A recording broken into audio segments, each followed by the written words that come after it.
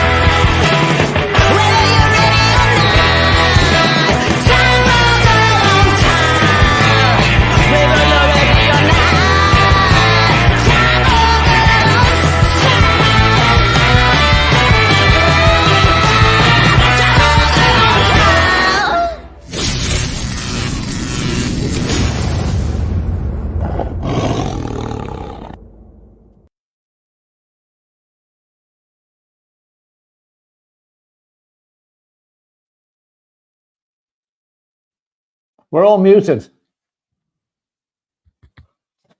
Dermot is doing a silent movie impression here, and nobody can hear him. You're not muted, Phil. I'm not muted. I don't think it's just. No, Dermot's muted. I think. Yeah. Yeah. Dermot, you're muted. Dermot. Dermot. Can you hear me? We can now. We couldn't hear you there for a while. You were deaf. You were blind. Yeah. Anyway, how are we, guys? How are we today, Mr. Brady? How are you, sir? Yeah, I'm all right. Friday evening. What would be wrong with it? Yeah. How are you, Tequila? You're ready to rock and roll?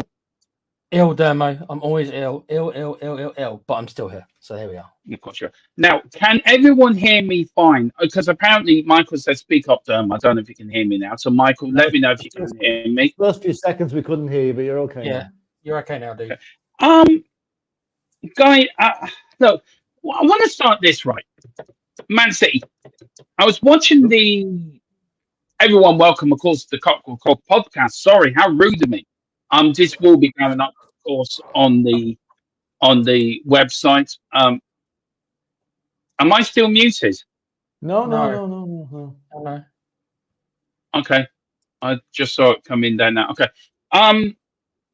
Yeah, this will be going up on our Spotify page in the next couple of days. I have to set up a new one because Dermo forgot the password.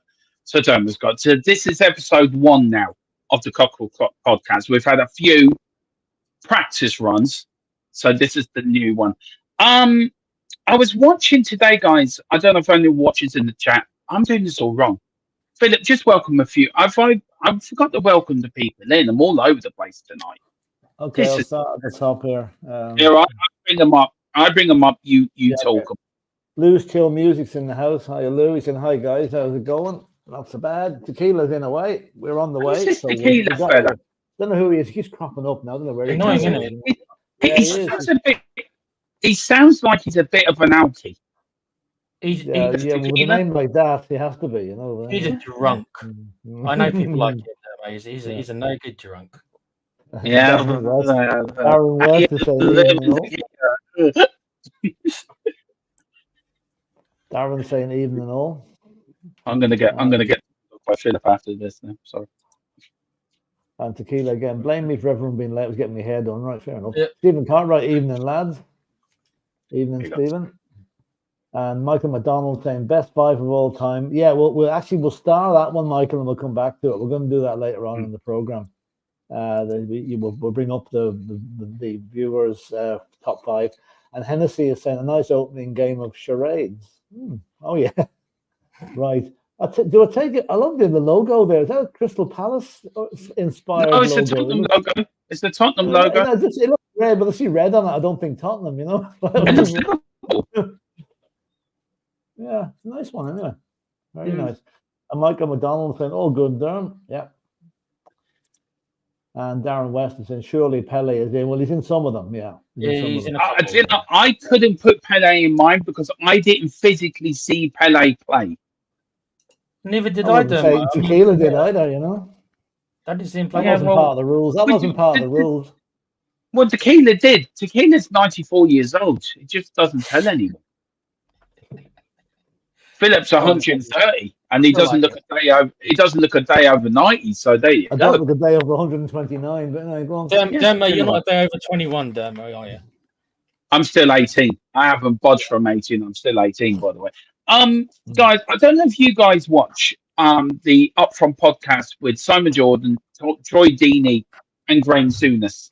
And they were talking there today. I was watching it this evening, and it got me thinking. Man City, look, the football season's over, and Man City have won the Premier League for the 4th year running.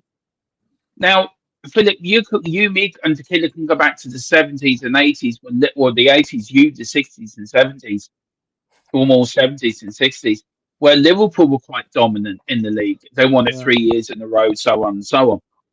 Now, if you look at leagues that teams dominate, off the top of my head, the Scottish League, the Spanish League, the French League, the German League. Has Man City A, become too dominant, and B, is it ruining what the Premier League is all about? I think it hasn't, personally. I think that Man City are, like it or lump it, they've spent the money well. They've got a manager who's a winner, and there's the rest of the Premier League to catch up with Man City and topple them. But what do you guys think? Where are you guys on this, Philip? Where are you on this? Well, you know, whatever Manchester City do right on the pitch, and I agree with you, they have got a good manager. They bought well because they're able to buy well because they break the rules all over the place. So from that point of view, the only thing that's going to bring Manchester City down to earth over the next 5 years, in my opinion, is the FA, by actually convicting them of the 115 charges of financial irregularity. That's the only thing that's going to stop them. If they don't do that, if they get off with it, if they get found not guilty and carry on, they will just carry on winning the league for the next 5 years as well. And then it starts to become a problem.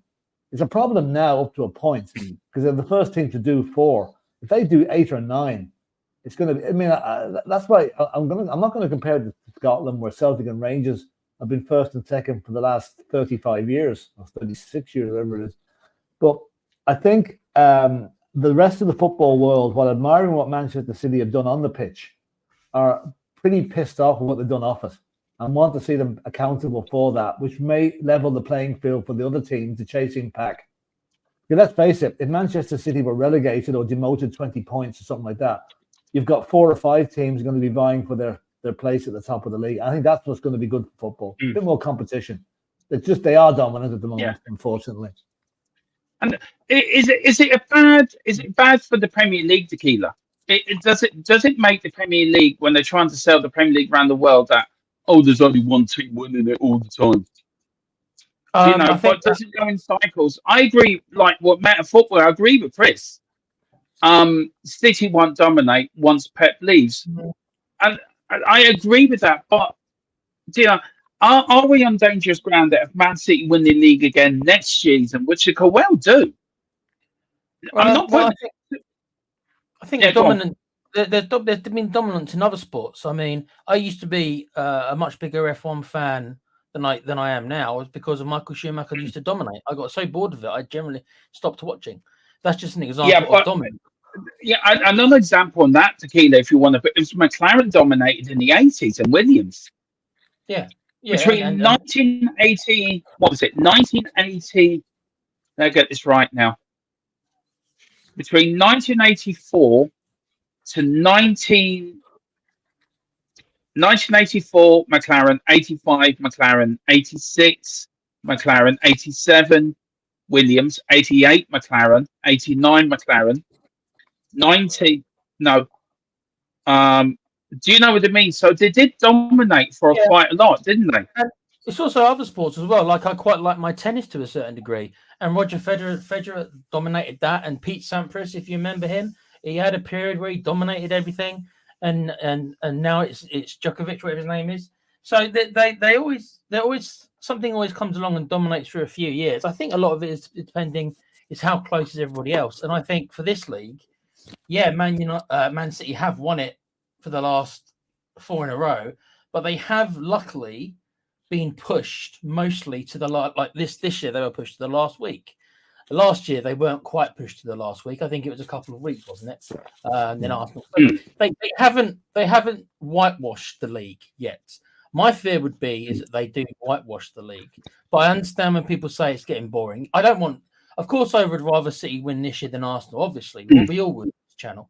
But next year, I sure hope they don't win it. I don't want Arsenal to win it either. I thought Liverpool a couple of years ago, when Liverpool were really on their backs, I really wanted Liverpool to win that year, and they didn't manage it. And then Liverpool, unfortunately, this year couldn't quite manage it either. So we are in danger of it happening. But one thing I will say is that the advantages that City did have, as Philip said, they did break the rules. They started with a head start when we don't know that though. To be fair, we don't know that for sure. Financial fair play. We can look. We'll go. Yeah, if we're going to have to play it as devil's advocate, we have to pursue that they're innocent before being found guilty. So I get what you're saying, Philip. Look, Tequila as well. I ask you both the question though. You've seen a lot more football, Philip, than me and Tequila. You've seen a lot more dominating team. How is it like when Liverpool were winning it every year? There was times when the English clubs were dominant in the European Cup.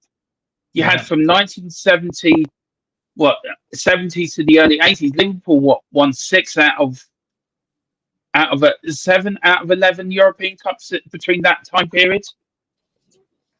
Yeah, but it wasn't quite the same because Liverpool did it generically. They built from within. They didn't buy. They weren't buying multi-million-pound players. Or nobody was at that stage. So I think it's slightly different. It's the Man City money that they've been able to spend. That is.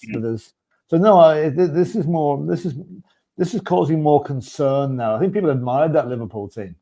You know, they admired them for what they did, and like them or lump them, they were a good team. You know. But the comment that was up there about City will fold once Pep leaves, I don't quite hone into that one because I'll tell you one thing. You know, I think the way Zinedine Zidane has been holding off going to a club, and I guarantee you he'll be on the top of the list for City if Pep Guardiola leaves. And if that's the case, it'll be a case of carry on as usual. So, Can you really see him? Can you really see him come to the Premier League when he said he never wanted to manage in England? Yeah.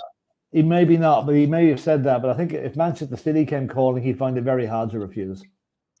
Really do. That's if they're in the position to do it, and hopefully they're not. You know, I don't think he want to manage a team playing in Division League 2, which they should be in it if they're found guilty for what they've done, what they allegedly have done. I mean, the question I'm asking Chris, and Chris makes it, how can it be boring if it goes down to the wire every year?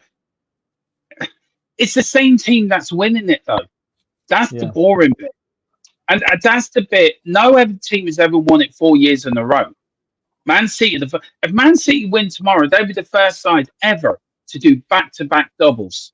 Yeah. Not even the great Liverpool side of the 70s, 80s did back-to-back doubles. Yeah. The Spurs So nearly did it. Spurs nearly did Spurs it back in the nearly did 60s. it. Yeah. Yeah, nearly did it. So look, I know what Chris is getting at. I do get it. I do understand what he's saying, but for me, for variety, it's the spice of life. You want Yeah. something different. It's like you don't go into your favorite restaurant and every week and ask for the same meal 4 weeks in a row. You know, you get bored of it. I would. So tequila. So I understand what Chris is saying. He makes a very good point. He made another good point as well, saying, where's it, his comment here?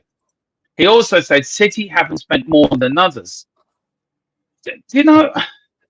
Well, Look, I want to put that financial to one side and just look at Man City as a team. yeah.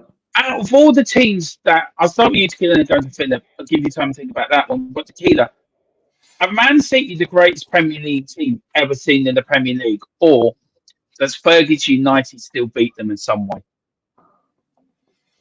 I think it's Was that- close. yeah.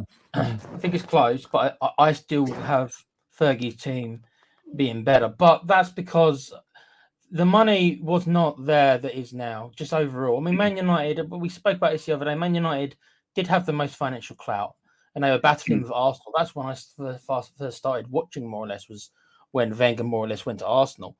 So that was a big thing that I was introduced to. Nowadays, I don't know. City are out there on their own, but I don't know if that's also because some of the other clubs have just fallen off. As you said, Man United as a dominant force has fallen off. They've fallen off.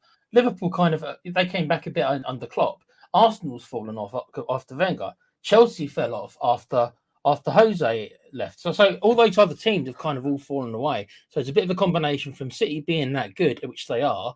Let's not take anything away from them, but also other teams have fallen away at the same time. So that's why I think there's been such a gap. I mean, you could say that Arsenal now are starting to properly challenge them because yes, that's 2 years in a row now where. Especially this year, where it's been to the last week, like Chris says. So I agree with him in that way.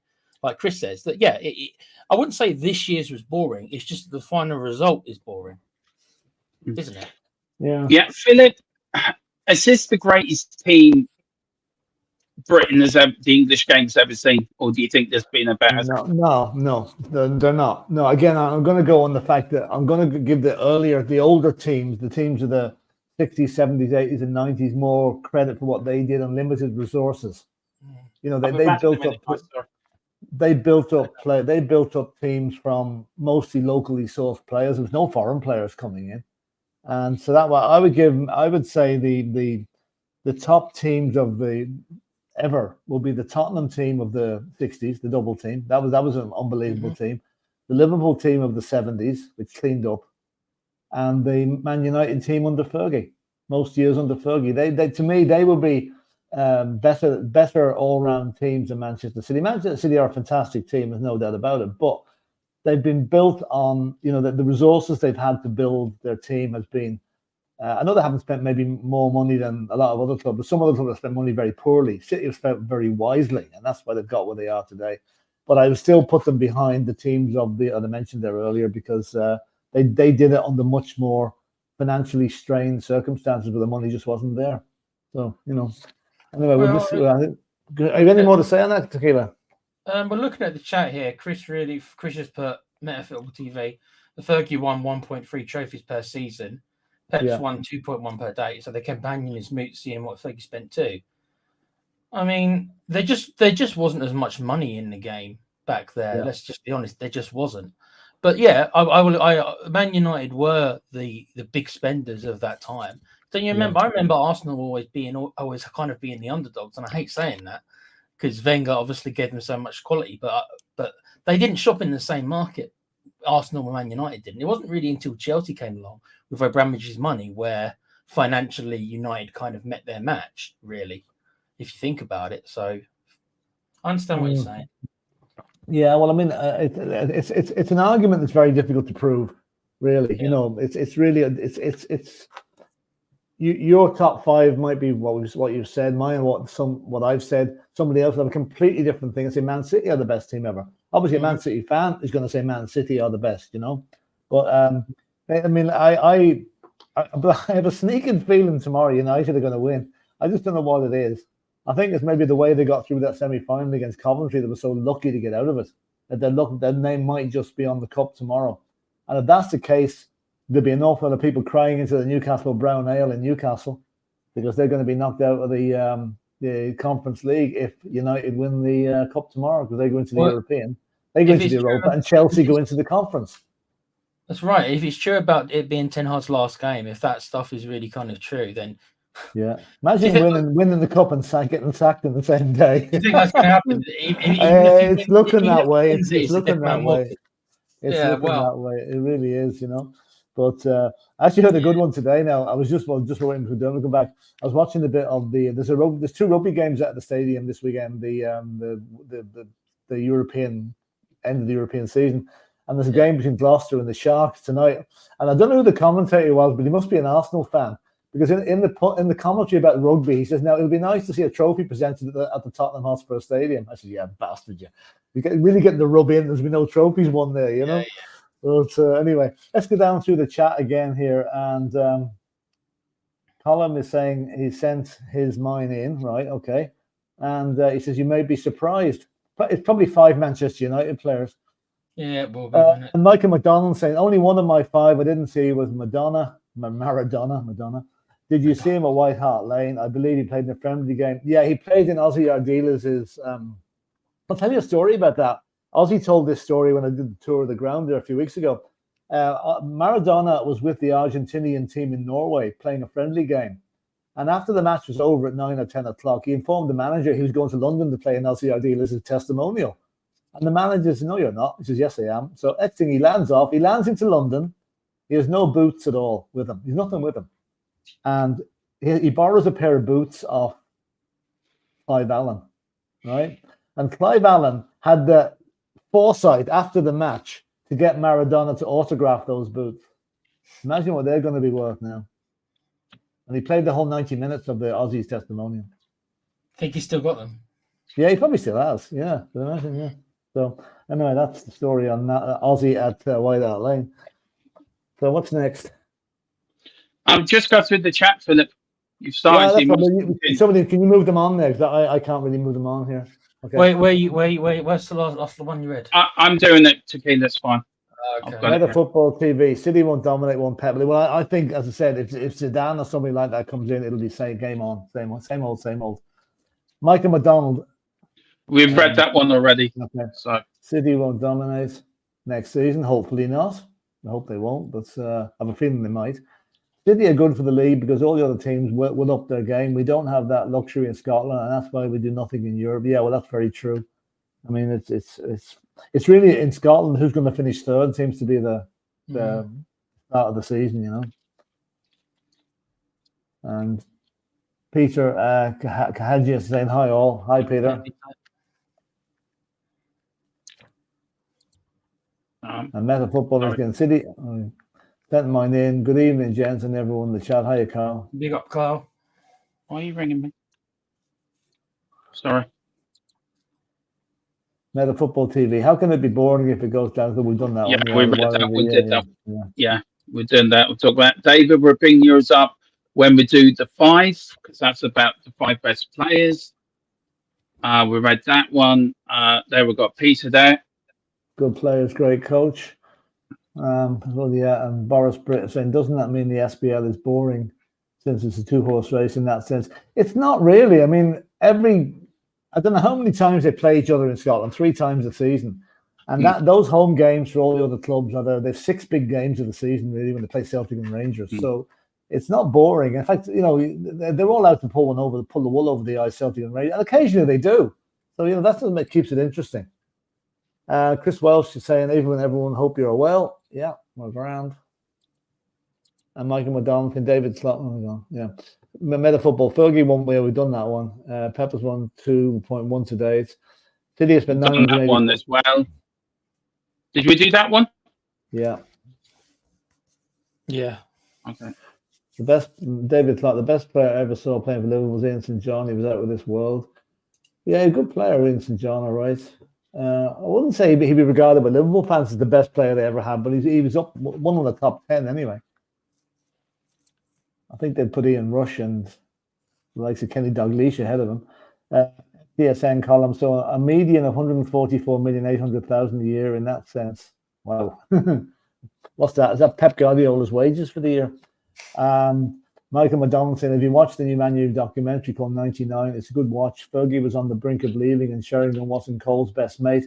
Funny, I'd heard that. They didn't get on. Yeah, I heard that story before. Yeah. No, I haven't heard that documentary now. I haven't watched that yet. I'm going to have to watch it. Chris is saying, can City get any better? They've beaten the record for league titles in a row now. I think they'll be more focused on winning the Champions League back next season, though. Well, we thought that this season in a way, that they weren't fully focused on the league, but look, they came through at the end and won it, so winning breeds winning. And Colin Cross and evening boys from sunny Wales. Sunny at 8 o'clock at night, good stuff. And the meta football again, the resources excuse is just silly now. Man United spend what they wanted and who they wanted. Of course, there wasn't any financial fair play back in those days. You can do what you like, basically. And Michael again, Celtic are the team that won the European Cup who all live within 15 miles of the stadium. That will never happen again. Yeah, that's true. Although I think you'll find a lot of the footballers, like a lot of the Tottenham players, live out in Enfield and around that direction. So there wouldn't be, none of them, they're cute enough. They don't live too far from the training ground, most of them. And Brenny's K74, hi Brenny. Evening, gents. I said that Brian Clough was my favourite manager because of how he built this side. Incredibly made Derby and Forest into world. But that's true. That was one of the major stories back in the 60s and 70s, really. And that film, Damned United, is so good about Brian Clough. It really is brilliant. But it's not wholly accurate to what really happened. Well, is any film ever wholly accurate? You never let the truth get in the way of a good story. But it's a lot of it is true. A lot of it's accurate. Yeah. And I heard a few more Brian Clough stories today. Now they really make your eyes water. They're so funny. And Chris again saying, City a fantastic team on the pitch, but there's always going to be that. But if they can clear themselves, then no arguments for me. Well, that's it. I mean, they're innocent until proven guilty, even though they have been technically found guilty already by UEFA, but got off on a technicality. Views on Spurs. Agree with you, Meta. Man United would go and spend on everyone's top player time and time again because they could. That's true. And everybody in those days wanted to play for United. So that was the way it was. So they're just saying hello to each other. But United though actually generated the money properly though. They were the biggest team in the world, so they had the biggest revenue. Yeah, that's true. That's not the case for City, is it? Let's be honest. Well, they have a bigger ground. I mean, 75,000 Old Trafford holds. So that's some gate receipts from that back in the day when other clubs only had stadiums holding 25, 30,000. Most clubs had half that, didn't they? Yeah. And View on Spurs is saying City are the best team in the PL era, hands down. Well, when you take their number of titles, yes, you have to admit they are. Yeah. They've done the treble. They've done the treble. They've done the domestic treble. They've done the Europe League. Did they do the domestic treble? I think they did. They probably have. But it's a far cry from 1999 when they're involved in the penalty shootout with Gillingham. You see who stayed in Division 1. Yeah. So. Big up to Farho. Is it Farho, Philip? Faro 27. At least Eric Ten Hag has been allowed to play the final. Jose got the bullet just before the final. Well, I think, in a way, Eric Ten Hag probably knows his fate at the moment. So, has he already been sacked? Who knows? We'll soon find out. Man walking, Phil. Not bad going out with the winner's medal, though. Oh, no, that's true. Which he may well do. David is saying, I think Manchester United's best side under Ferguson was better than Pep's best side in Man City. It would be close, and that's because of Pep's genius. Yeah, true. That's true. There wouldn't be a lot between them now at all. I would go for the United side slightly better, purely for the reasons I gave. But they built up generically without spending huge money. Although they spent money, all right, but nothing compared to what Man City have done. And Falvo is saying again, who would you guys prefer to win the playoff final? Will Leeds sign Robson if they lose? Are Spurs really considering Kyle Walker's pieces return to Spurs? I think you mean Rodon there, don't you? Who would you prefer, guys? Yeah, who would you? Yeah, Look, who would you? I want Leeds to win tomorrow. That's who I want to win. Who would you want to win? I think Leeds are a good team to be back in the Premiership. Yeah. I'm being completely selfish with my Spurs hat on. There's a couple of Leeds players I'd like Spurs to buy, so I'd rather they not get up because it'd be easier to buy them. That's how I look at it. Like the Archie Gray kid, I'd like Spurs to buy him. He'd probably be cheaper. Yeah, that's Eddie Gray's grandson. Yeah. So that's how I look at it. Rodon, I think, will probably go to Leeds anyway. I think he's been rock solid for them all season, you know. As regards Kyle Walker-Peters, I don't know. I think we can do better than him. Yeah. I wouldn't mind seeing him back at Tottenham. I'll disagree with you two. I think he'd be a good fit. He'd be a good backup.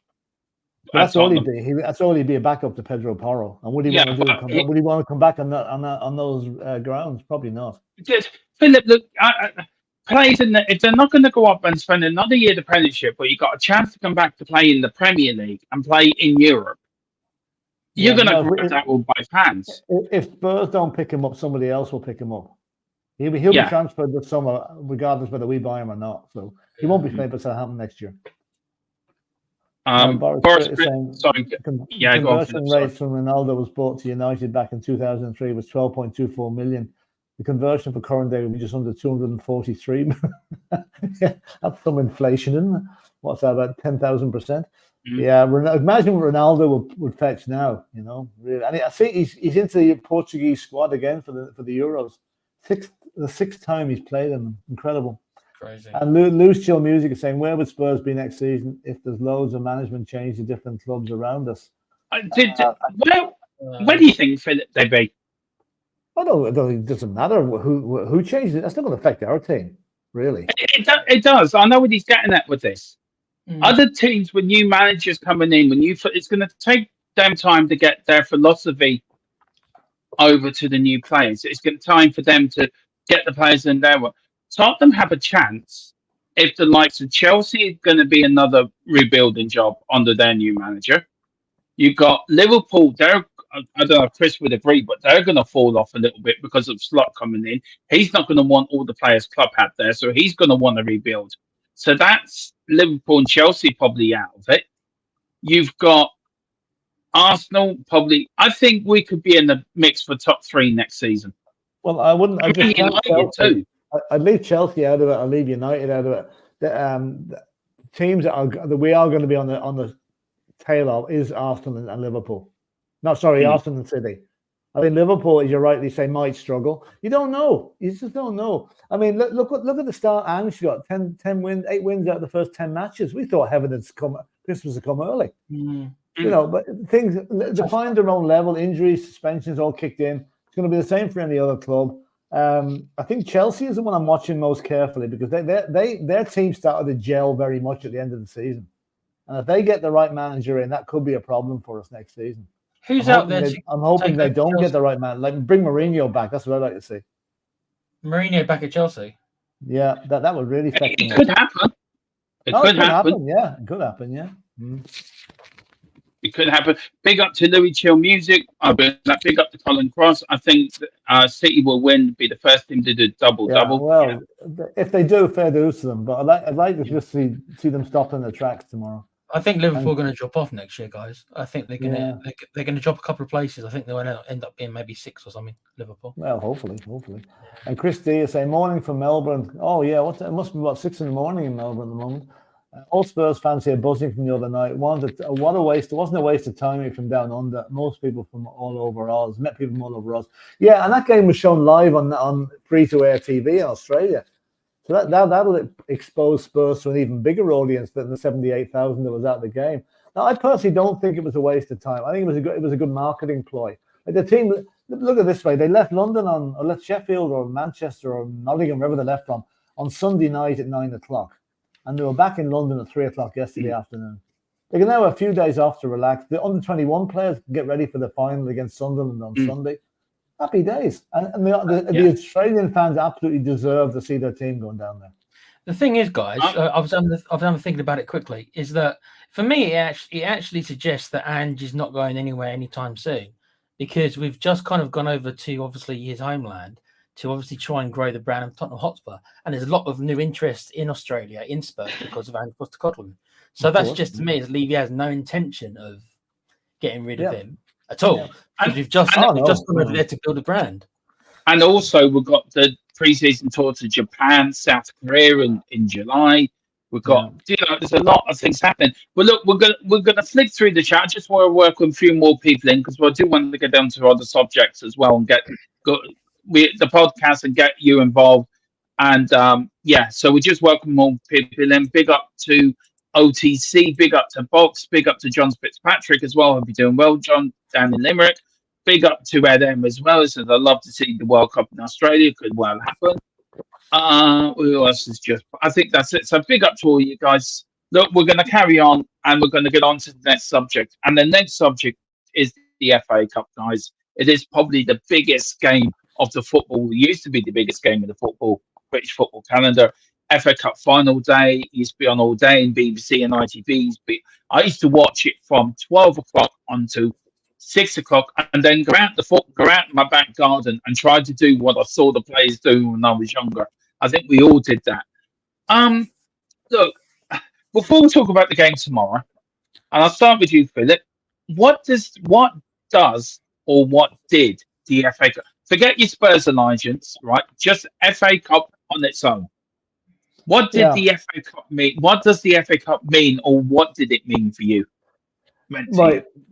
Back in the day, when the only football you saw on TV was Match of the Day and occasional highlights on Sports Night during the week, right? There was very few live matches. The FA Cup final, where you put a ring on the calendar. This is brilliant. You get up at 7 o'clock in the morning, you watch everything coming through from the day. I have to admit, tomorrow I'll be watching the FA Cup final. I'll say for the first time in 12 years. It just has fallen off the planet as regards an important game. And I'm afraid that is down to Manchester United.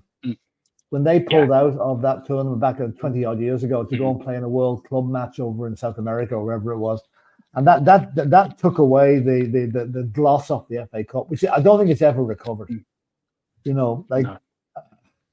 I think it's sad, really. It's the world's oldest cup competition, I think. One of the oldest, anyway. And it lost its magic. Now, if Spurs were playing in the final, obviously I'd be thinking on it. But at the moment, I for the last 10 or 12 years, I just haven't bothered watching it. And I'll watch it tomorrow. But as I said, I think a Manchester City win tomorrow will be taken as very routine. I think for the sake of the competition, and it's ironic that it's United can do this after causing the problem in the first place, for United to win it and give the underdogs a bit of a chance back again. So that's why I'm rooting for United to win tomorrow. Yeah. Tequila, it's like, I would have put my house on, I think Graham Student said it in the podcast. He said, I would have put my house on Man City beating Wigan. But Wigan won it. They didn't. That's right. Yeah, that's right. Yeah. Won it as well. So, and just very quickly, this is from John Fitzpatrick. Big up to John. I had to put aside this. I'm sorry, John. Does anyone believe we'll be in the title race next year? Well, I'm deluded as hell, so I'm picking my hand up. Yeah, I'm putting the 10 on Spurs to win the league. Philip, do you believe we're going to be in the title race next season? I said last August that this season coming, next season will be the time we are in the title race. So yes, absolutely. Yeah. Tequila, can you make it a hat trick? Probably not, lads. Come on. Come on. How many months do we have to be in it for to that season of being in the title race? One game. One game, but then if it's one game. Yeah. Okay. No, listen. No, but I can see us maybe pushing whoever's in second. I think we'll still be 8 points or so away from the title. That's my best. That's my most optimistic I can give you, lads. But we could be fighting for maybe the second runners up. I think. But a race doesn't mean you win it. You can be in a race and come fourth. That's true. We could be there till the very last couple of matches and just fall away at the end like we did this season. So I'd also say ask me after the transfer window. To be honest with you, because right now, then we'll know what we've got to aim to. No, Tequila, no. You joined this channel. You joined the deluded channel, so you have to be deluded. I can't be deluded. Sorry, 50% of it's deluded. 50% of it's deluded. Actually, no. It's actually work out which 50% that is. Can I get this right? It's 25% is deluded, The other 50% is not deluded, and the 5% couldn't care less. So there you go. Enough. That's all right. Is that fair enough, Tequila? Oh, maybe. Carl Simpson in the chat agrees with you, so that's more on your side. Yeah. Michael's saying I miss Saints and Greavesy, wasn't it, Tequila? The big thing for Cup final day, wasn't it? Yeah, I remember. I do miss Saints and Greavesy. Do you know I watched them on YouTube? They actually still have reruns of them on YouTube. Right. Oh, it's very good. Colin says back in the day, winning the FA Cup was more prestigious than winning the league, which is very true. Pretty much, yeah. It was, yeah. Michael is Meta's going for City tomorrow. Remember, Celtic will be pumping. Of course, we're going to win tomorrow. Celtic are going to bash Rangers. Rangers is like Usyk. Rangers, Celtic like Usyk. Rangers like Tyson Fury.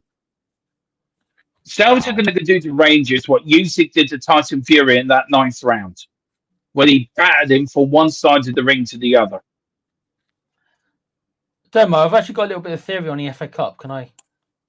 Yeah. But actually, I want you to comment on this, actually, Tequila. I'm going to go to you, Philip, right? And then you can put your theory in as well, because I thought this was a very good point.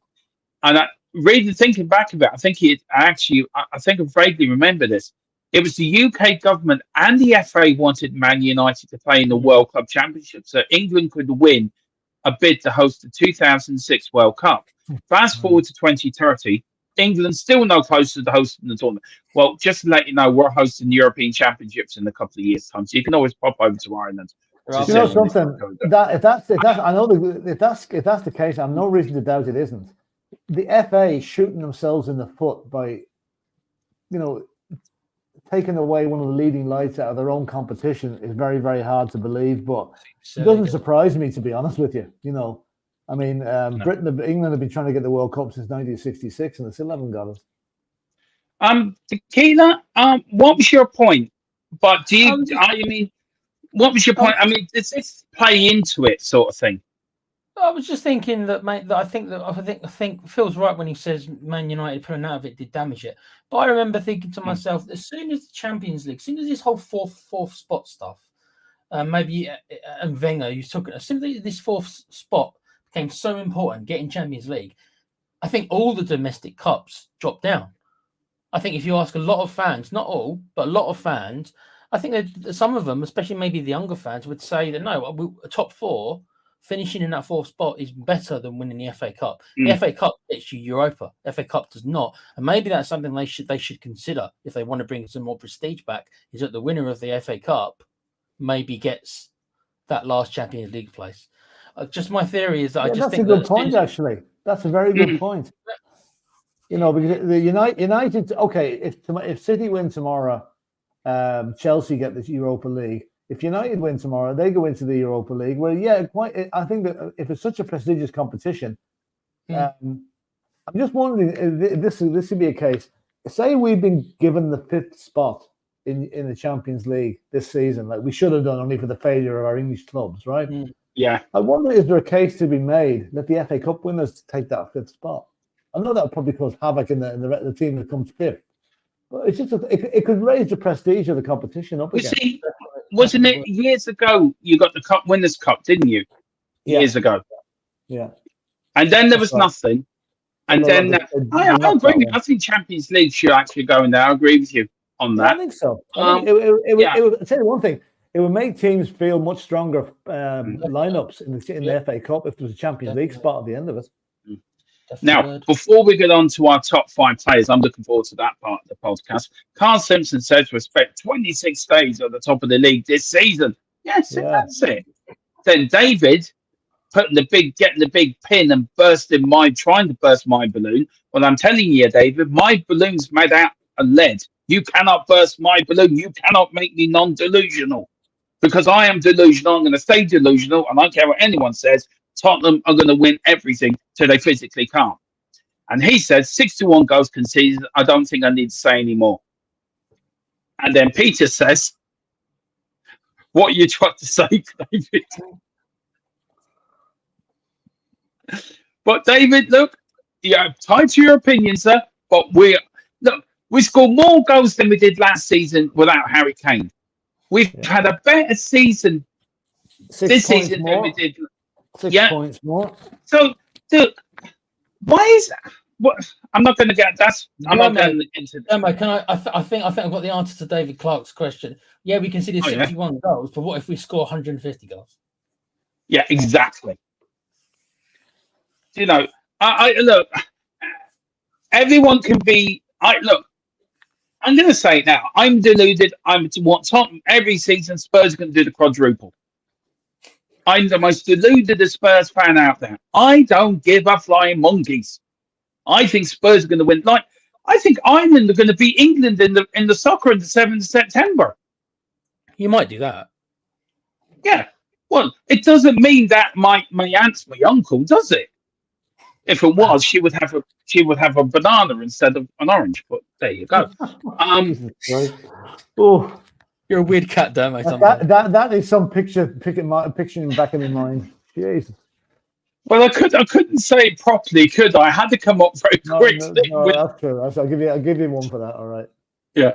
And then Colin says, is that the Celtic joint venture? But yeah, it is, isn't it? With Ireland, Wales, Scotland, and England hosting the. See, so you are hosting the tournament. Kind of. You know. Chris says very quickly, it's the cup finals, Manchester derby. Won't be shocked if either result. United turn up when they want all the headlines saying, get sacked. Could be another Vanguard. Yes, exactly. Big up to Edem. Xabi Alonso, guys, has been sacked today. Not Xabi Alonso. The Barcelona manager's been sacked today. Xavi. Yeah.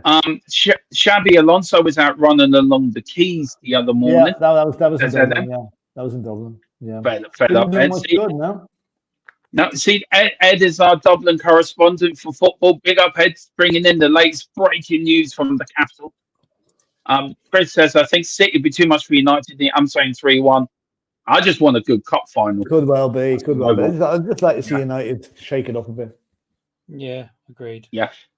Book says, did Leicester spend 90% of the season on top four a few years ago and then dropped out the final? They did actually, if I remember that. I think I remember too. The year after they won the title, the damn nearly got relegated. Remember that? Yeah. We got Chris here with a very good point. League winners should get Champions League. The next three should get Europa League, as should the cup winners or the cup winner or the runner-up. If the winner goes to the UEFA Champions League, though, league positions, the rest get Europa Conference League. Yeah, but that's cutting back on our Champions League places. That's only giving two Champions League places. Well, see, I don't agree with top 4 or 5 get the Champions League for that, but that's for another podcast. But I don't agree with that.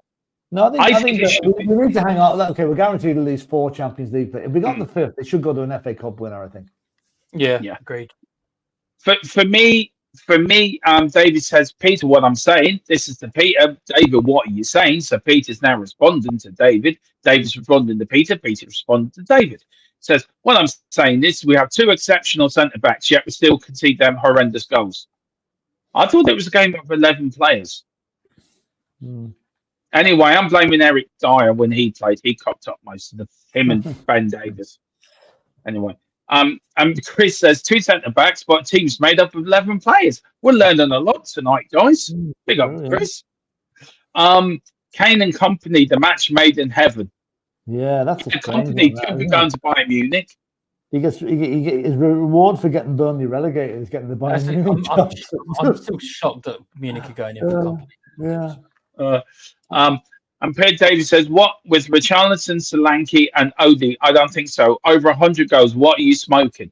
I said if. I never said if. Come here. Let's try and be a bit positive. The season's finished. We came 5th. Yeah.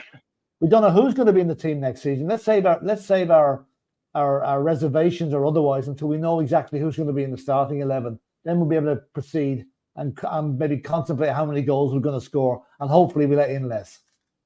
And also, can I say this channel and this podcast is being sponsored by Wraith Energy, our official partner of THFC till I die. If you hit the QR code or you go on to Wraith Energy, do put in the code THFCTID for 10% off.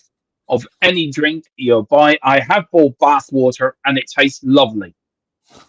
But it was from a massive American football player who just played in the Super Bowl, and it was his bath water. But it tasted quite raspberry, so I have to say it was. Too much information. Yeah. And also, please go over to Appy Pie as well. We're waiting for a link and a code for them. But if you want to design your own app, go over to Appy Pie, another sponsor of THFC Till I Die. We are going to design our own app, a channel app. So there you go. That should be fun. And it's all going to be about what tequila smokes. So that's what the app's about. Oh, compost. What are you smoking, tequila? I don't actually smoke, believe it or not. Can you believe that? No. I'm actually clean in that way. Can you believe it? How dull? See, David's like my wingman. He's giving me all these, things so I can just use jokes out of them. It's brilliant. Big up, David. And Michael said, God bless you all. I need to go and get my beauty sleep in preparation for tomorrow. I'll be in touch if you have a show on Saturday. I don't know what state I'll be in, though. Well, Michael, we still got to get you on the channel, by the way. And we're still looking to do that. We'll do that in the podcast. Well, we've got Peter. Total disrespect. Peter's been a bit like Philip here, but he's doing the Philip. He's the Godfather's assistant. Peter is. See, Philip just texts him, right, assistant, do your job, and he goes. Peter, I hope Peter's not talking about any of us. We're all of us at Anjin, aren't we? Unless I've missed something. Yeah. So total disrespect some of the fans are showing, and just disgusting. But that's okay. Sack him and start again and again and again and again and again. I know what he's getting at. There's a lot of fans that want, when Poch got the sack from Chelsea, that wanted Poch back in at Tottenham. That's for another podcast as well. But I get his point, though. I do get his point that there's a lot of disrespect for Ange, and it shouldn't happen. And I think, Philip, Tequila, do you want to add anything to that? Yeah, not really. Poch. You go first. Yeah, okay. So, I did actually want Poch back over Ange at the time. Originally, I did, yeah, but not to take him back after what? Does Peter mean like people want Poch back now? Like now, after just yeah. If so, that seemed a bit kind of crazy to me. I can't lie. No, I wanted Poch back at some stage. I wouldn't mind him back at some stage, but that was until he went to Chelsea. And I'm afraid going to that aberration of a club killed him for me. Without starting an argument with you, Philip, without starting any sort of argument and plate throwing at me or throwing your apples at me or getting an automatic machine gun to try to shoot me, right? Poch is still a serious loser, and I don't want him anywhere near Tottenham tomorrow in 10 years or 15 or 20 or 30 years. He came. I don't agree with you. I don't agree that he's a loser, but I feel he's tainted himself by going to Chelsea. Yeah.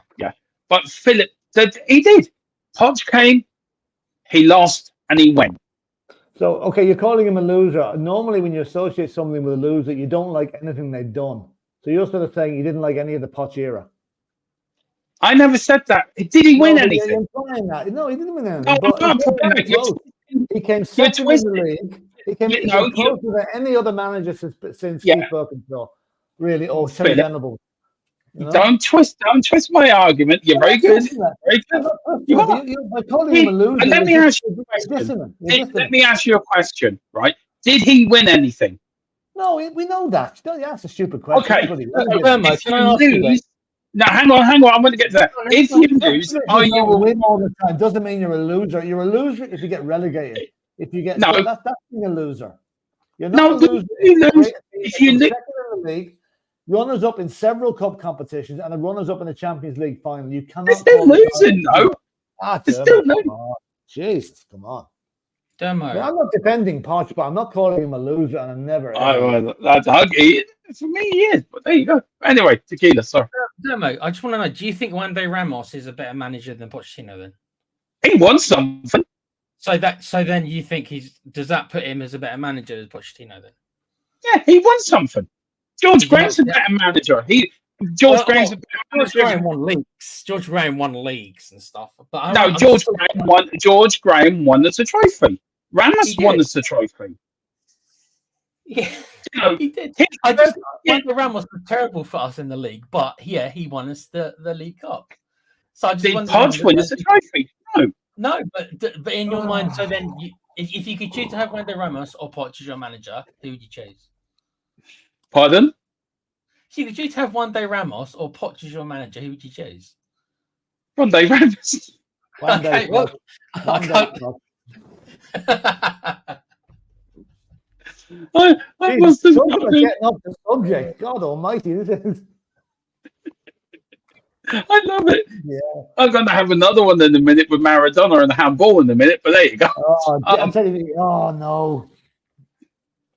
classic. Jesus, you go there, Dermot. I'll be referring you to Specsavers, right? Okay. Is that our new sponsor, Specsavers? I don't think even they'd even go there now, to be honest. They'd saying those guys are too blind, they can go near. Last bit on Posh before we move on to the best players of all time, guys. We will go on to that. Is Meta says Poch was a Judas for going to Chelsea. Now they want him back. Just goes to shows what the fan base we have. Yep, that's I good. agree. Yeah, I wouldn't take it back now. No. Carl says Poch can stay gone. Here we go. Tequila, rip your top off and show the ref shirt. Oh, you don't want to see Hang on. Now, for the people that listen to this on Spotify, Tequila is now officially giving me a yellow card.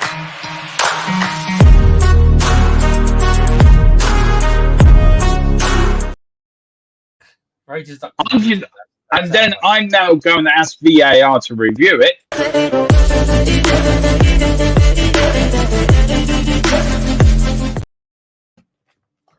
And Phillips upgraded it to a red card.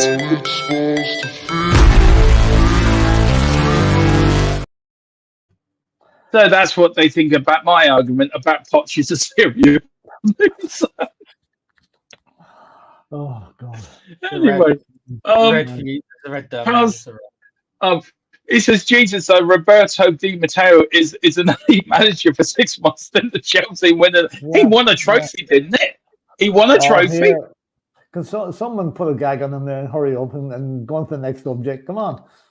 Carl Simpson in the blue corner, Dominator. In the red corner, Philip the Firestarter. Let's get ready to roll.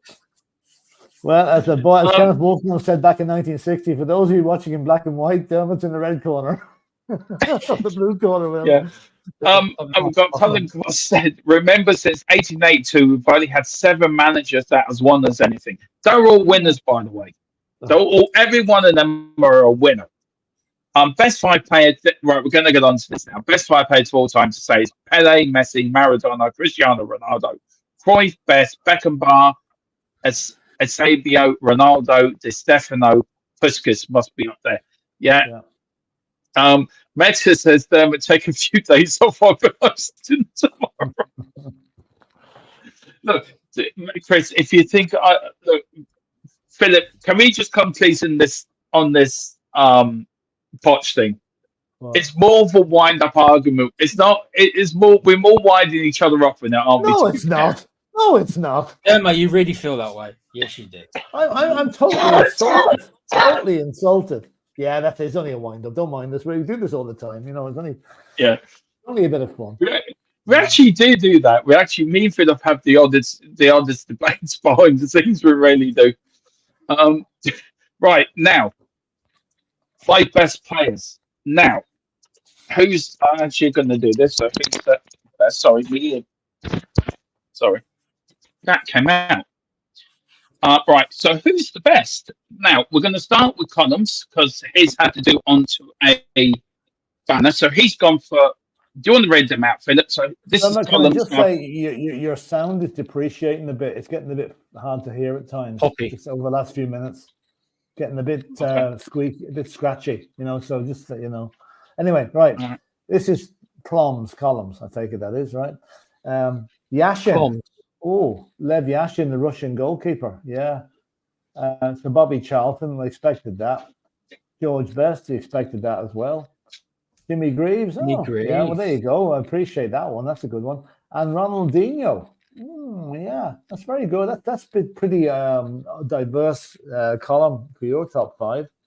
Lev Yashin played in the 1966 World Cup, I think. He retired after that. Bobby Charlton regrettably died there recently. George Best died way too soon. Yeah. Jimmy Greaves is dead about 5 years. And Ronaldinho is still hanging around there, I think, still playing a bit. Ronaldinho's still rolling around on the floor after he thought he got hit in the face, but he actually got hit in the stomach. Yeah, well, that's probably it. Yeah. I think, that's a good five.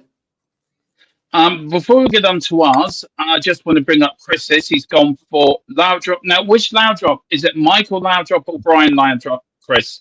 Because the Laudrup brothers there's two Laudrups. There's Brian Laudrup, I think, played in the 86 World Cup for Denmark. And then was it Michael Laudrup that played in the 86 World Cup? My old God. Michael scored that goal for Holland, didn't he? The great volley. Everyone scored one of the best goals ever. Can you check that for us, Tequila? Was it Michael that played? One of them, I think. Was it Michael Laudrup or Brian Laudrup? I think it was Michael. One of them played in the World Cup anyway. He's gone for Laudrup. Yeah, Michael. Michael, I think. Yeah, Michael Laudrup. Played for Celtic, I think, didn't he? Or Rangers. Did he play for Celtic? I think he did. Played for Rangers. Rangers in no order. It says in no order. Ronaldo, Ronaldinho, Ronaldo, Nazario, Cruyff, Best, Buques. That's very good. I think Ronaldo and Nazario is one man, isn't it? That's Ronaldo. Yeah. Right now, this is Phillips. This is Phillips' top five. Do you want to go through your top five, Philip? Yeah, Pele. I think if Pele had lived in the present era, he would have rivaled Messi. Messi, obviously Pele played on the hard pitches. Was literally kicked to bits in the 1966 World Cup, and then came back and played the Stormer in 1970. Lionel Messi, well, what can you say? If it wasn't for Pele, he'd be the best. Ronaldo, unbelievable, still going at 39, and in the European Championship squad again for Portugal for the time. Maradona, fantastic footballer, troubled personality, had a habit of handling the ball when he shouldn't, and a great player, and had the honor of actually turning out at White Hart Lane, so he died happy. And Zinedine Zidane, who I think is probably the best, one of the best midfielders ever to play in the game, and inspired that French team. So that's my five. Right. So I want to take you to Tequila. Any questions you want to ask Philip about his top five? Not really, because as you're about to see, it's actually the same top five, just in a different order. Now, Philip, you're going to have to pick one, but you don't tell me which order it goes in. You have to pick one to go into an all-time top five. So pick one out of that top five for you. For me? Yeah, you. Yeah. Okay. Right. I picked it. No, have you picked? No, tell us who you picked. I picked this purely because of what he's done and continues to do. Is Lionel Messi. Okay, so I'm going to put this into a poll, by the way. So hang on. Who was the best? So Philip is going for Messi. Mm-hmm. Okay. Right. So this is mine. I have gone for, of course, Maradona, number one, the greatest player the world has ever seen, better than Pele, may I add. Least had the balls to leave South America and go and play in Europe, which he did. He played for Barcelona. Then he went over to Napoli, won everything with Napoli. Then he went to Argentina, won the World Cup in '86, runners-up in 1990. I think he won the Copa America as well for Argentina. Yeah, okay, he had a troubled past, but can you point me out one genius footballer that doesn't have a troubled past? Georgie Best, troubled past. Paul Gascoigne. So, look, for me, Maradona is number one. Ronaldo, R9, I think, is the greatest player ever to come out of Brazil. He was a genius. Goal scored, a goal machine, in my view. Glenn Hoddle, how can you not put Glenn Hoddle in the top five of all-time best players? Absolute genius. Franz Beckenbauer, the Rolls Royce of German football, an absolute legend of the game. Of course, won the World Cup in '74, runners up in '66. Played in the 1970 World Cup semi-final with a broken collarbone as well against Italy in their 4-3 defeat against the eventual runners-up at that tournament. And won the European Championships in '72. And of course, my last one I've picked is Zico, probably the best player. He was a great player, Zico, a member of the great 1982 Brazilian side to never win a World Cup. And of course, come on in the '86 World Cup against France, which Brazil lost 4-3 on penalties, missed the penalty, of course, in normal time. That brought it into extra time, but did score the penalty in the shootout. But for me, Zico, is just one of the greatest players in the world ever. So that is my 5. You two, Philip and Tequila, any questions you want to ask me? Why I picked my 5? No. I mean, they're all excellent players. Hot Dog's a great player. Is there a little bit of Spurs bias, Dermo? No, he played in France as well. He played in France. I just think he was a great player. And look, we're going to get this out of the way. Maradona's second goal is the greatest goal you're ever likely to see in the World Cup. Considering he scored that second goal, guys, on a pitch that was falling apart. But has anyone seen what happened before Maradona got the ball before that goal, second goal? Yeah, he fouled somebody, didn't he? No, Glenn Hoddle's fouled. Yeah, there's a foul. I know there's a foul in it somewhere. Yeah. Everyone missed it at the beginning. But look, Philip, the first goal. In those days. No, you and me have a good crack on the first goal. We bring up Specsavers. He was scratching his head, and look. Yeah. The second goal, though, was that the greatest goal? Yeah, I think I haven't seen a better one. Really, it's incredible. Great goal. I mean, it was. It's a pity that the first goal was so controversial because it took away an awful lot of the spotlight and the brilliance of the second goal. But in Argentina, that's allowed. What, handle the ball?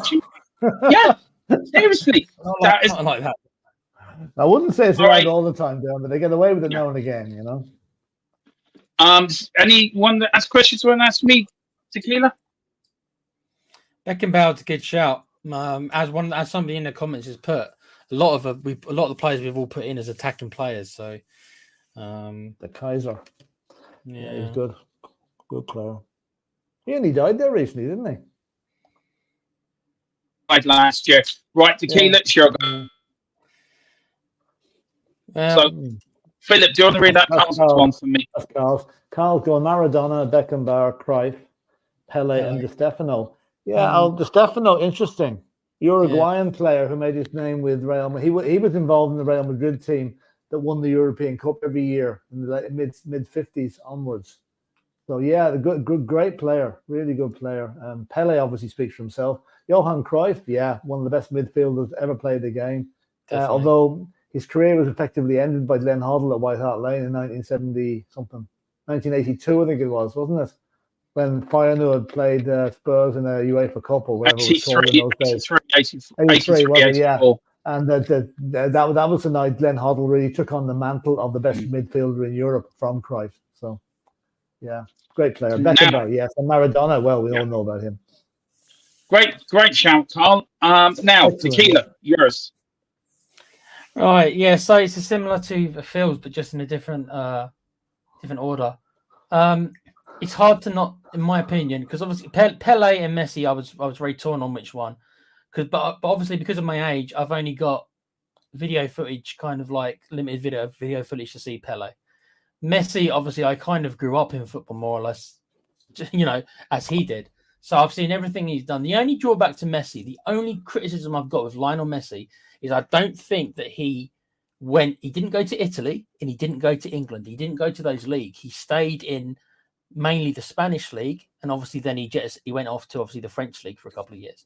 My only criticism of him is that I wish he would have applied himself in England and in Italy, and that's one thing that I would give Ronaldo over over Messi. The only thing is that Ronaldo was willing to try himself in all these different leagues. Whereas Messi, maybe played it a little bit safe, but his talent, I think, is the most talented player I've ever seen. Maradona, it's hard to take my own personal, obviously, the hand of God stuff away. Maradona was an amazing player, but in my mind, he's tarnished a little bit by the fact that he cheated to do that. So I can't help but hold that against him a little bit.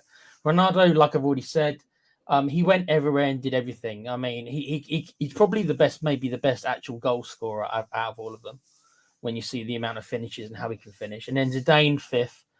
It was a tough one. I was tempted to put like a Maldini in there because I was thinking about putting a defensive player, and I might have put a Maldini there, but Zidane more or less single-handedly nearly won the World Cup for France. So, and watching what he did at Real Madrid as well, Zidane was just a magician, man. That ball just stuck to him. So the fifth choices could have been one of a couple actually, but I've gone with Zidane for my fifth.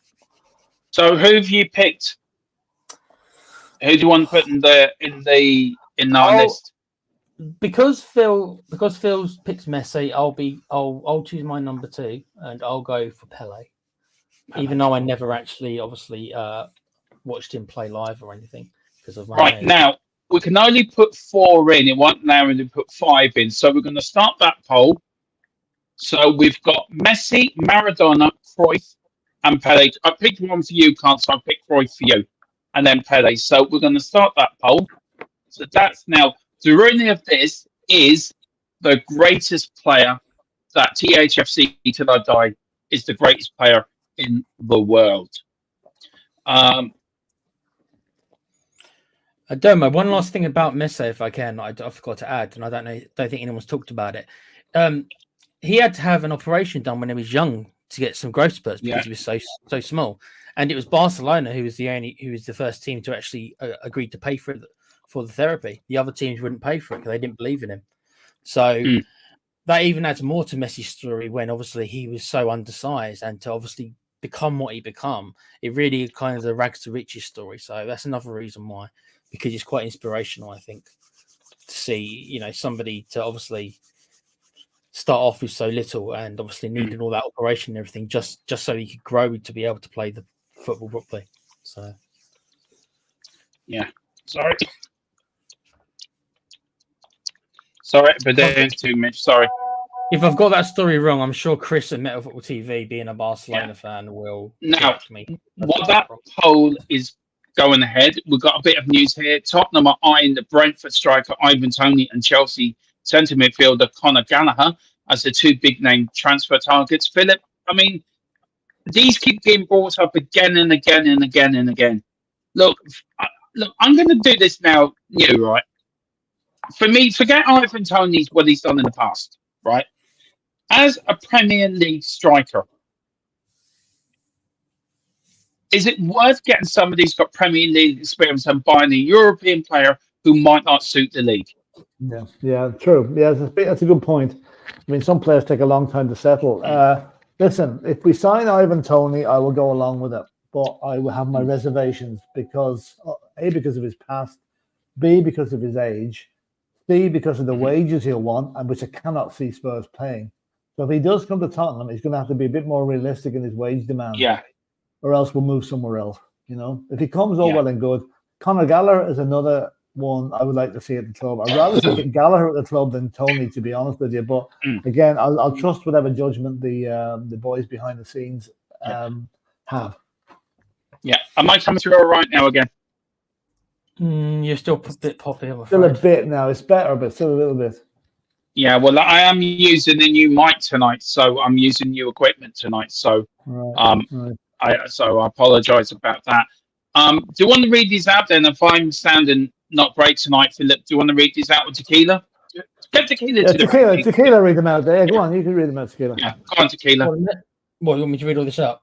Okay. Well, this is about Brennan. Just for this is about Brennan Johnson and a unique club, a unique sort of club he's joined. Okay, so so Brennan joined exclusive club with Premier League assists tally. Interesting.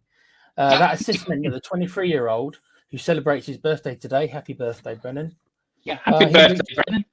Happy birthday, Brendan. He reached double figures for league Happy assists birthday. and finished as our joint top creator alongside Heung-min Song, who had earlier reached that same mark by setting up for Dejan Kulusevski's opener at Bramall Lane. In fact, he was the first such player to achieve the feat since Emmanuel Adebayor did upon his initial loan move from City in 2011-2012 season, enjoying an impressive debut campaign here with 17 goals, 10 assists in 33 league games. Yeah. And some people call him rubbish.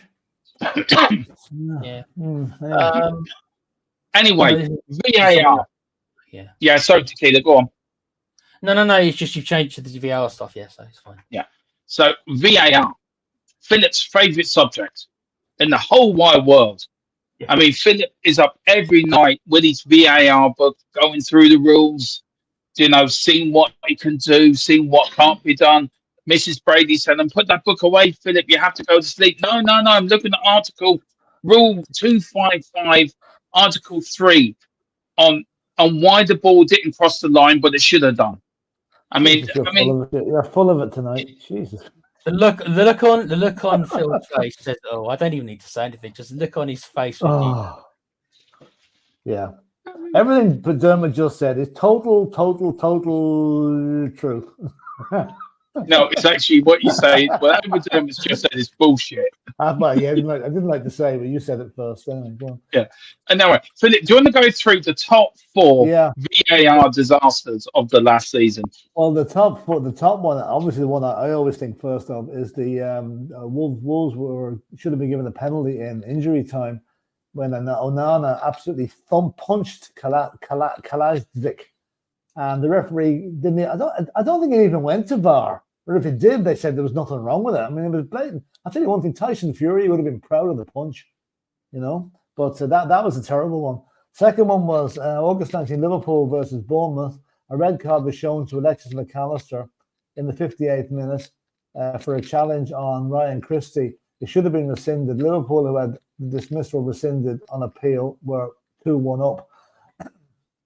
So at least there was justice done there. Eventually, he got the red card was rescinded, so fair enough.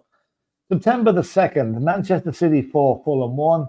Nathan Ake's goal should have been disallowed for a subjective offside against Manuel Akanji in the first half stoppage time, and the score was 1-1 at the time. Whether it would have affected the game or not, who knows? But that was another one that was pretty contentious at the time. And next thing, our favourite neighbours down the road. 4th of September, Arsenal 3, United 1. Arsenal were awarded a penalty in the 60th minute for an Aaron Wan-Bissaka's challenge on Kai Havertz. It was overturned by the referee at the monitor, but should have stood. It was 1-1 at the time, though Arsenal went on to win 3-1, so it didn't really matter there. And I think Liverpool fans will be a bit concerned why they won a White Hart at Tottenham Stadium wasn't included. You remember that they had the goal disallowed against us in the game when we won 2-1, and then had 2 players sent off somewhat contentiously. So I'm glad to see that one's not in there. So that will be the top 4 according to Dermatron. And hang on, has he gone again? Yeah. Dermot has disappeared. So I can't even move the screen on, so we're kind of stuck with this one. There's a private chat here. What is his name? That's not really.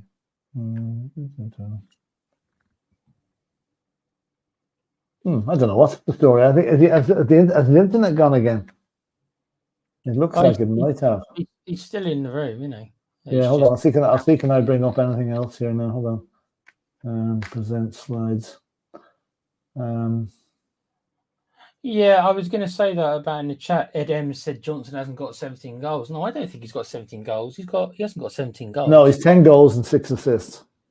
So he's got 17 goals. 17 goals, whatever, okay. You want to call it. A little bit of a mistake there, I think. Yeah. So, right, I normally would be able to bring up, let's see, slides. Can I get anything here now to bring up? There's more slides about... There is more slides about VAR, I know that, but I don't seem to have them here, so I won't be able to bring them up. No, I don't know. It looks like he's lost his connection. No, I haven't lost my connection, Philip. You keep telling me my headphone, Which my is Samsung. yeah, but I'm we trying didn't to know where sort. you were. We didn't know where you were. You know, we didn't know where you're going. Well, I was trying to sort it out quickly while you were talking. Yeah, but So I I was finished a trying to good while sort. ago. All you Yeah, had go to on. do was press the. All you had to do is press the little arrow, and it brings it across for you at the bottom. Yeah.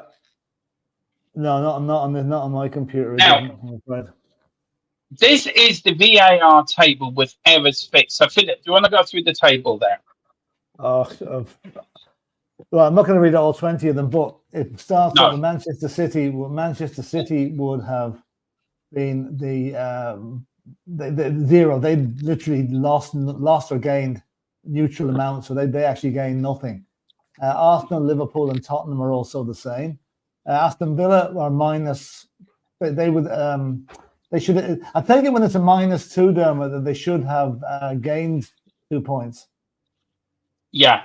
The precision change is one. They've gained points. Now, can I just say that Johnson got 5? It was Sonny who got 17 goals this season, not Brennan Johnson. Not people in the chat thought we said Brennan Johnson got 17 goals. It wasn't. It was actually Sonny. Sonny got 17.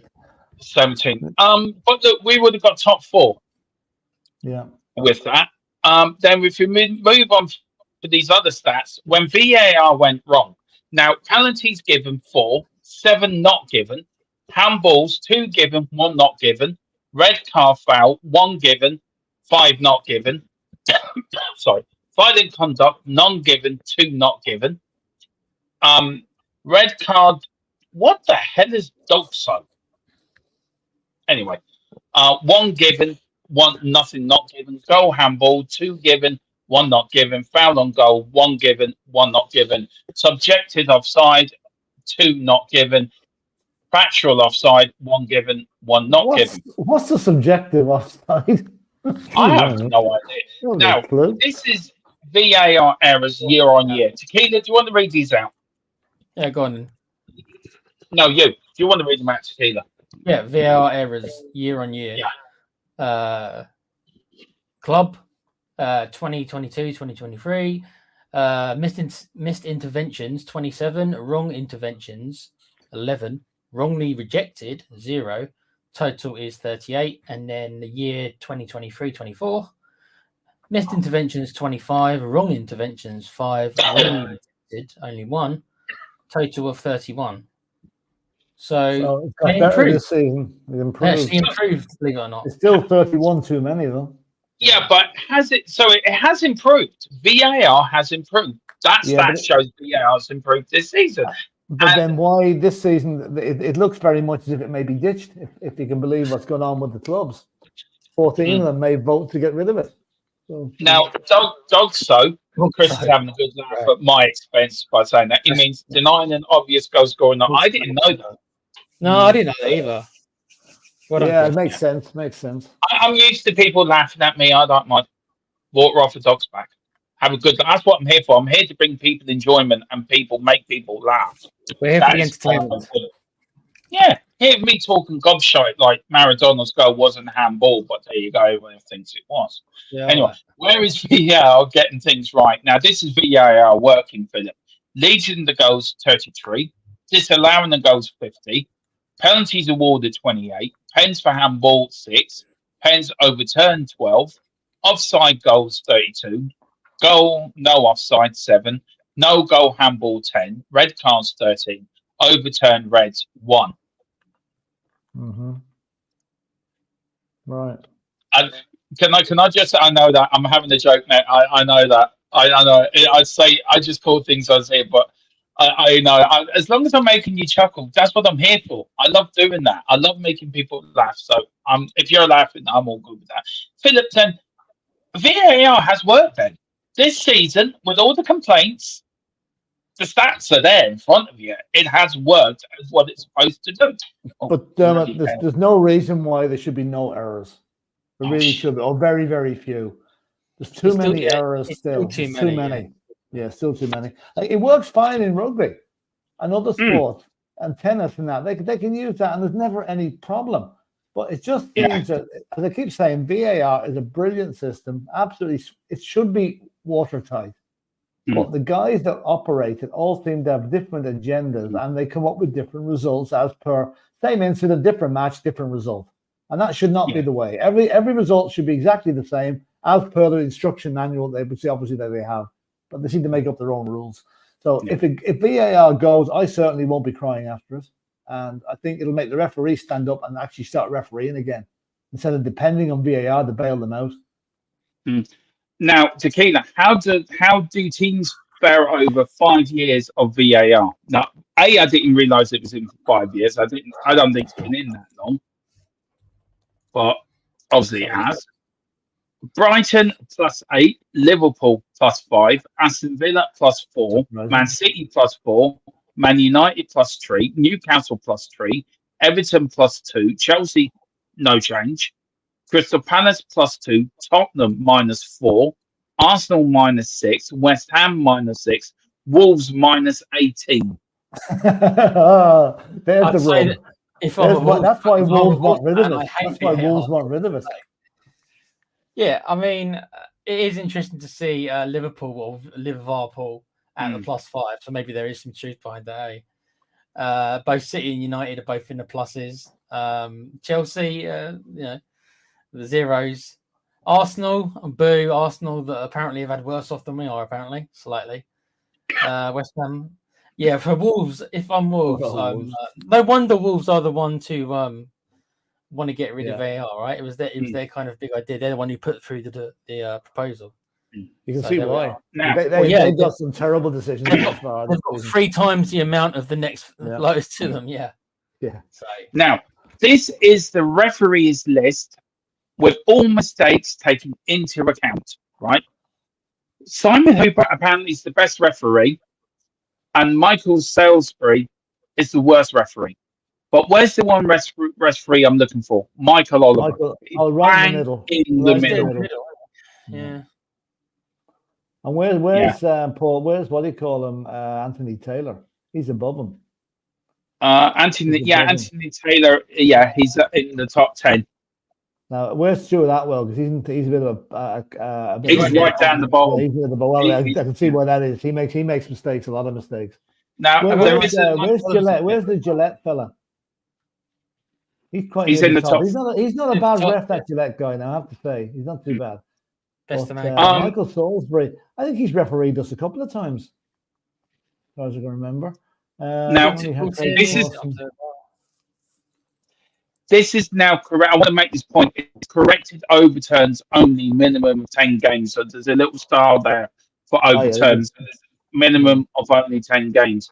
But look, that's VAR, and that's the stats that I found today in VAR. I thought it would be really interesting, guys, on the stats. Look, we're going to end up like Barca's that manager. I want to go prediction from all of you, and then we're going to get me again, but they're starting to go a bit more. Just to let you know what we need to work on it. It's just got a bit screechy in the last couple of minutes. I know. I'm working with the new system. I'm trying my best to get it working. Yeah, I'm only telling you. I'm only telling you. You know this. Okay, I'm doing my best. I'm not saying you. What was it going to go? I'm only letting you know that it is scratchy. Yeah, I know. Where was it going? Score prediction for tomorrow. 2-1 to United. Tequila. And 2-0 to Celtic. 2-0 to City. I'm afraid. I think. Okay. I'm going for 1-0 United. I hope you're both right. That's what I'll say. Yeah. Now the poll. I'm ending the poll. So this is Thfc till I die's greatest ever player, guys. In 4th place is Johan Cruyff with 7%. We have a tie for 2nd between Pele and Maradona, both on 27%. Now, in Maradona's defence, I think that has an awful lot to do with the handball. Forget the handball, guys. You couldn't forget the handball. He didn't mean it. And look, I want to ask you a serious question about that, right? Before we get on to the winner, right?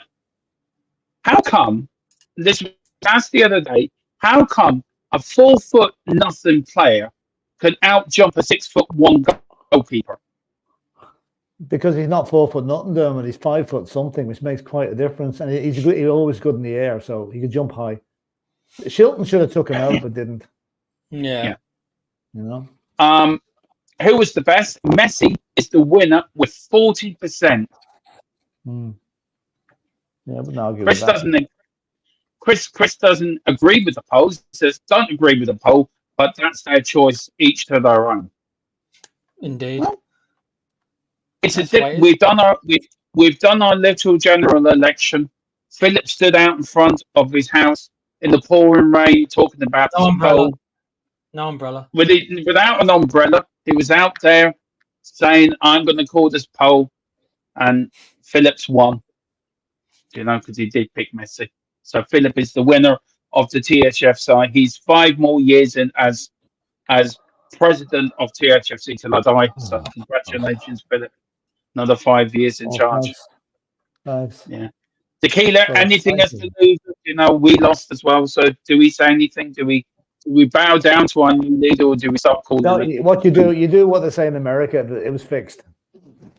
I bend the knee. Isn't that what it's called? Bend the knee. No. Just get your tank ready. We're going for a coup. Yeah, okay. Get your tank ready. We're going for a coup. Guy for Oh, hang on. I didn't end. Did I end the? No, actually, I didn't end the poll. So that wasn't. I didn't end it. Sorry. Oh no, the up. result's been called. You cannot call them the No, result. no, You sorry. declare the results. Sorry. No. You declare the results, Sorry, and that's it. Where's the? results. Where's the Messi poll? still won anyway. No, I think there was a change for second place. Yeah, there was a change in second. Anyway. Yeah, Pelly's got second. Yeah, Maradona's third. But yeah, Philip is still elected president. Coup.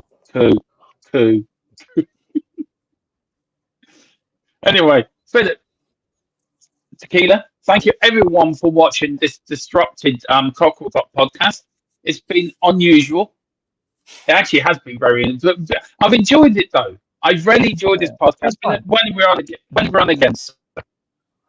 We're on tomorrow. I'll watch along for the FA Cup final and the Man City and United, and we'll be keeping an eye on the Celtic versus Rangers match as well up in Scotland, which is the same time. So 3:00, 2:45 tomorrow. Yeah. So everyone, please hit the like button, hit the subscription button. Let's get back up to where we were before. Let's get back up in the 20s. Tequila, do you want to plug your channel, sir?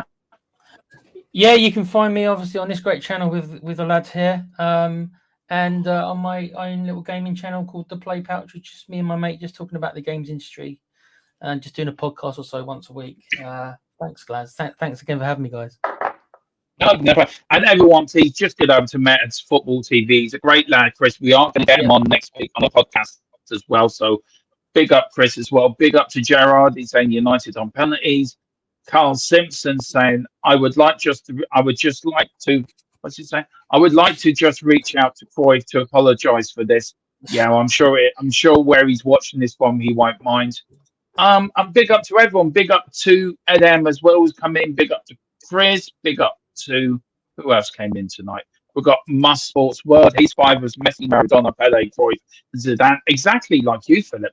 Spot on like you. Big up to Collins as Maradona was only 5'5". I still don't know how a 6'1" goalkeeper didn't just bash them out of the way. I really don't get that. If wherever Ange wants, I'm fine with. But guys, that has been the Cockeral Clock podcast. Episode 1 will be going up on Spotify in the next day or so. Episode 2 is next Friday. What we're going to talk about, God only knows. I might be working Mike by tomorrow. Who knows? But on that bombshell, thank you all for watching. Hit the like, hit the subscription, and whatever you do not give up on Ange. In Ange we trust. Come on, you Spurs. Yeah. Come on, United. Beat City tomorrow.